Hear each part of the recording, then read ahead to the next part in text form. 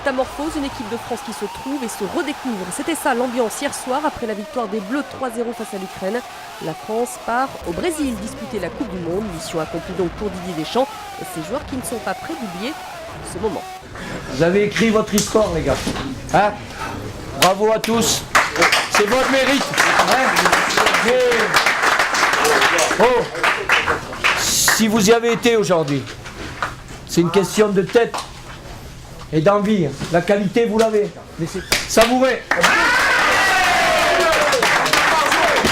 Didier Deschamps, donc, contrat a été immédiatement prolongé jusqu'à l'Euro 2016. Deschamps qui, depuis son banc, a vécu ce match sous haute tension jusqu'à cette 22e minute. Mamadou Sakho a ouvert le score pour les Bleus. Imité par Karim Benzema, servi 10 minutes plus tard par Valbuena.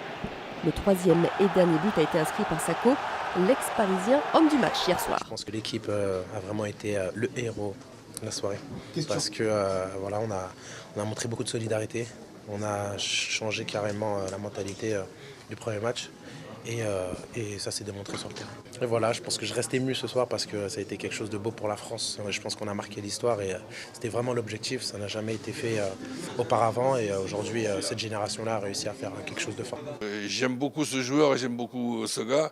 Ça m'a fait énormément plaisir pour lui parce que ça me paraît être mérité.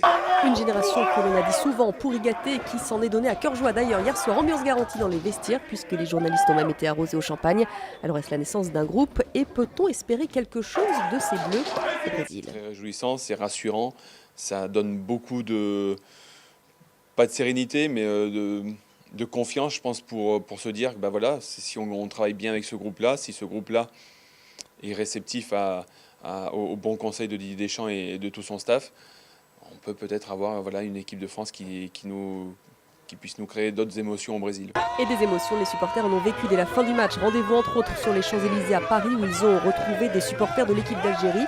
Les Algériens qualifiés après leur victoire sur le Burkina Faso 1-0 hier soir. Les Burkinabés s'étaient imposés 3-2 à l'aller.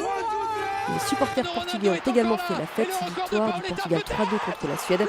Triplé de Cristiano Ronaldo, doublé de Zlatan Ibrahimovic. Qualification aussi de la Croatie et de la Grèce. Le tirage au sort, c'est le 6 décembre.